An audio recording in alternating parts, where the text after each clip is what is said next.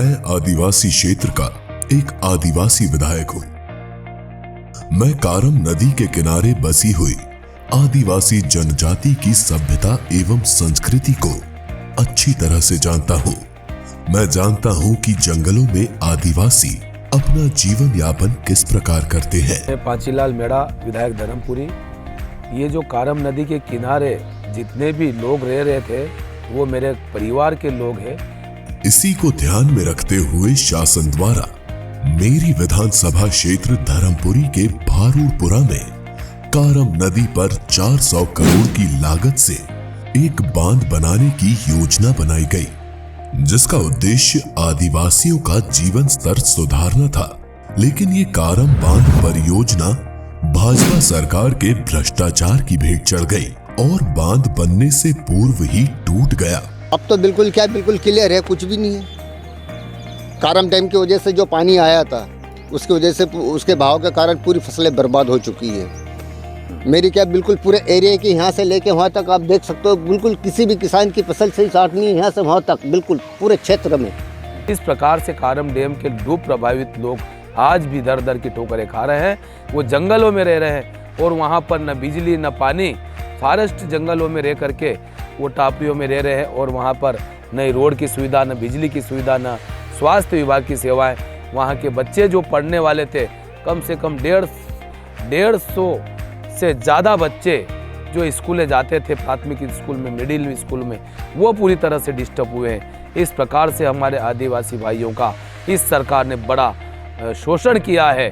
और कारम के किनारे बसे हुए आदिवासियों का जीवन तबाह कर गया। बाढ़ बंदे हमारी जमीन चलेगी वहीगी और फिर बंदे नहीं, हमारा भट्टाचार हो जा तलाव के और मुआवजा दिए नहीं हमको।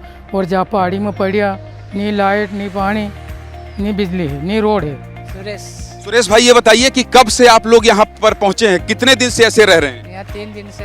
तो 3 दिन से तंबू बनाने का काम आज चल रहा है। कब क्या बोला प्रशासन ने, अधिकारियों ने क्या कहा आपसे? कुछ बोला नहीं, उधर से भगा दिया, बोले बांध बन रहा है, बे जाओगे, भागो यहाँ से। तो उधर से हमको भगा दिया और यहाँ आके हमने हमारे हिसाब से वो बनाया था। अच्छा, तो भगा दिया मतलब क्या? वो ये नहीं बोले कि कोई राहत शिविर है वहाँ जाके रह लीजिए? नहीं, बोले पहाड़ी पे चले जाओ और वहाँ पे कुछ अपना बना लो। बांध के पानी से उनके मकान, कृषि भूमि बह गई। हम भांडाखोर रहते हैं। ये तालाब फूटने से सब मकान में सब रहने का बड़ा नुकसान हो गया हमारा, और पत्थर बच गए और मिट्टी भी सब बह गई। फिर सबने नुकसान बहुत हो गया ना, फसल पे वो मिट्टी तो बहेगी, तो फसल मिट्टी हो तो फसल पैदा हो। बचा तो केवल पत्थर की चट्टानें। मेरा नाम महेंद्र सिंह है और मैं कोठीदा का निवासी हूँ। ये कारम डैम जो बना था भ्रष्टाचार में जो फूट गया और उससे जो खेत की जो मिट्टी थी उपजाऊ वो सब बह गई और बहने के बाद में जमीन रेतीली हो गई है, फसल बढ़ नहीं रही। हम क्या खाएंगे पिएंगे, हमारा जीवन यापन करने के लिए एक ही मात्र जो जमीन थी वो भी खत्म हो गई। जहां ना घर बन सकता था, ना कृषि की जा सकती थी। मेरा नाम रुक्मणी ठाकुर है, मैं कोटीदा की रहने वाली हूँ। जैसे ये कारम डैम का पानी मतलब वो फूटा, डैम फूटा, हमारे यहाँ मकान था 20-25 चद्दरों का, वो मकान बह गया। 30-40 क्विंटल गेहूँ बिस्तर पेटी में रखे थे, वो भी सब बह गए। फिर भी इस भ्रष्टाचारी भाजपा सरकार ने उनके इस मुश्किल समय में उनकी खबर भी नहीं ली। और आज हमारे लोगों को रोजी रोटी से परेशान हो गए हैं, क्योंकि कम से कम 8 गांव के लोग वहां पर प्रभावित हुए हैं और सरकार ने आज तक उनकी सूद नहीं ली। क्योंकि जिन लोगों को जो मुआवजा देना था, जमीन के बदले जमीन देना था, जमीन भी नहीं दी, मकान के बदले मकान देना था, मकान नहीं दिए। ना उन्होंने उस मुश्किल समय में भोजन की व्यवस्था की, ना रहने की। भाजपा सरकार ने मेरे आदिवासी भाइयों को उचित मुआवजा भी नहीं दिया। आदिवासी भाइयों को इस बुरे हाल में छोड़ दिया। मुआवजा क्या दिया हमको, बहुत परेशानी होगी हमारा पे। लेकिन मुझसे उनका ये हाल देखा नहीं गया। मेरे द्वारा उनके लिए रहन सहन एवं खाने पीने की पुरजोर व्यवस्था की गई। पांचीलाल मेड़ा आया था हमारा विधायक साहब, हमारे यहाँ खाना रोटी पहुँचाई दी उन्होंने और हमको हमने दिया हमको साथ। सरकार ने तो हमको ऐसे ही छोड़ दिया था, पर विधायक ने हमको मतलब सारा लगाया था, भोजन पानी का सब आज का। जो डैम फूटा था उस समय 8-10 दिन से ये गांव के लोग प्रभावित हुए। कम से कम 10-12 गांव के लोग, 13 गांव के लोग प्रभावित हुए डैम फूटने से, और उनको जंगलों में, पहाड़ों पे रहने के लिए विवश होना पड़ा, और उनको भूख के कारण परेशान होते थे। तो हमने 10-12 दिन तक उनको भोजन की व्यवस्था करवाई, पैकेट बनवाए, और इस प्रकार से जैसे तैसे उनका जीवन यापन करवाया। खाना मिल रहा है? हाँ, खाना। और कब जाएंगे वापस, क्या बोला है? ये तो पानी खत्म होने के बाद ही। बांध के टूटने पर पूर्व मुख्यमंत्री कमलनाथ जी द्वारा भी बांध का एवं क्षेत्र का जायजा लिया गया, जिसके फलस्वरूप ये विषय विधानसभा में भी उठाया गया। उस डैम को जैसे तैसे कच्ची मोहरम और मिट्टी से बनाया गया। मेरे क्षेत्र का ही मामला है माननीय अध्यक्ष जी। और उस डैम में जो भ्रष्टाचारी हुई है वो किस प्रकार से हुई, वहां पर कलेक्टर के श्रेय में और हमारे माननीय सिंचाई मंत्री जी भी यहाँ पर बैठे हुए हैं। 2 जिलों को पानी मिलने वाला था, धार और खरगोन के किसानों को उसका फायदा मिलने वाला था। नर्मदा का कैनाल की जो नहरें थी, वो नहरों के कमांड एरिया से जो जमीनें छूट रही थी, उन किसानों के लिए वो डैम का पानी मिलना था।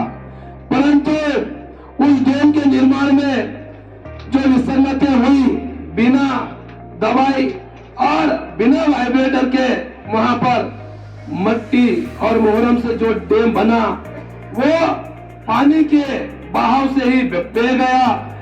मैंने इस भ्रष्टाचारी सरकार के खिलाफ आदिवासियों को उनका हक दिलाने के लिए कई बार कलेक्टर महोदय को ज्ञापन दिया। अधिकार मांगते नहीं, किसी से भी मांगते, जमीन के बदले मकान के बदले जमीन के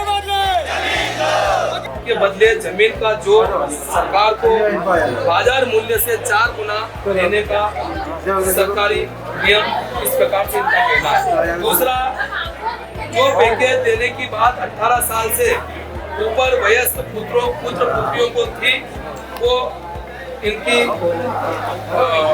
उनको नहीं मिला। दूसरा, मकान के बदले मकान और जमीन के बदले जमीन देने की बात करी थी, या उसका उचित मुआवजा दिया जाए। अब वहां से इनका कहना पड़ रहा था कि डैम को भरने के पहले हमको जबरदस्ती वहां से उठाया गया, किंतु मुझे केवल आश्वासन ही मिला। आदिवासियों को न्याय दिलाने के लिए मेरे द्वारा भारूडपुरा डैम से भोपाल तक राज्यपाल से न्याय मांगने के लिए आदिवासी भाइयों के साथ पैदल न्याय यात्रा करनी पड़ी, जो मेरे द्वारा करीब 300 किलोमीटर 10 दिवसीय यात्रा सैकड़ों आदिवासियों के साथ करनी पड़ी। किसानों की राय जब मैंने पूछी तो राज्यपाल से मैंने मिलने के लिए उनको अवगत कराया है, और राज्यपाल के पास सारे किसान कारम डैम के आसपास के गांव जितने भी, वो कारम डैम से लेकर के हम भोपाल राजभवन तक पैदल यात्रा करेंगे, और उस यात्रा में 21 तारीख से शुरुआत होगी, और 21 तारीख से हम 29 तारीख तक हम पैदल यात्रा 300 किलोमीटर की यात्रा पैदल यात्रा करके भोपाल आएंगे, और राज्यपाल जी, माननीय राज्यपाल जी को हम ये हमारी बातों से अवगत कराएंगे।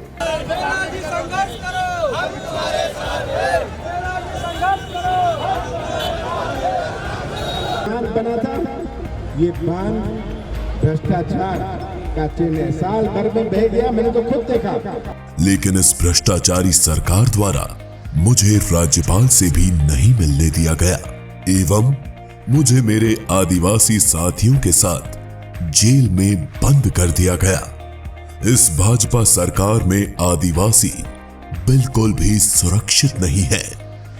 लगातार आदिवासियों पर अत्याचार बढ़ते ही जा रहे हैं, लेकिन इस बार आदिवासी साथियों ने ठान लिया है, इस भाजपा सरकार को वो उखाड़ फेंकेंगे, तभी उन्हें न्याय मिलेगा।